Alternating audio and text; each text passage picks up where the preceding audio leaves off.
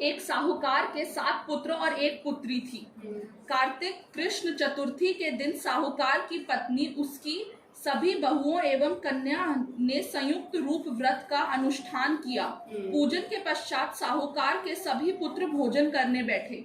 भोजन करते समय साहूकार के पुत्रों ने अपनी बहन से भी भोजन करने का आग्रह किया। बहन ने उत्तर दिया, तुम सभी लोग भोजन कर लो, मैं चंद्रोदय होने के पश्चात अर्घ्य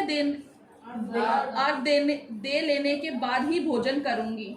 बहन की बात सुनकर भाइयों ने कुछ दूरी पर मैदान में अग्नि जला दी और उस अग्नि के प्रकाश को छलनी में से दिखाकर कहा, बहन देखो सामने चंद्रमा निकल आया है, अब तुम भी भोजन कर लो। भाई की बात सुनकर उस कन्या ने अपनी भाभियों से भी यही बात दोहराई।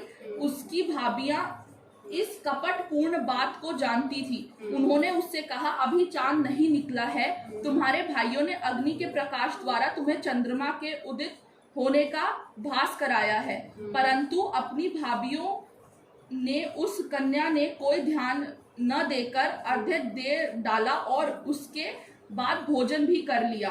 उसके इस कृत्य से गणपति भगवान अत्यधिक रुष्ट हो गए, जिसके फल स्वरूप उस कन्या का पति भयंकर रोग से ग्रस्त हो गया। चिकित्सा आदि करने में संचित धन नष्ट हो गया और वह अत्यंत शोकाकुल होकर कष्ट भोगने लगी। कष्ट भोगने के बाद जब उसे अपनी भूल का ज्ञान हुआ तो वह बारंबार मन में पश्चाताप करने लगी। उसने अपनी भूल के लिए गणेश जी से क्षमा याचना की और व्रत को पुनः भक्ति पूर्वक पूरा किया। उसकी आराधना से गणेश जी प्रसन्न हो गए और सभी कष्टों का निवारण कर उसे धन धान्य से पूर्ण कर दिया।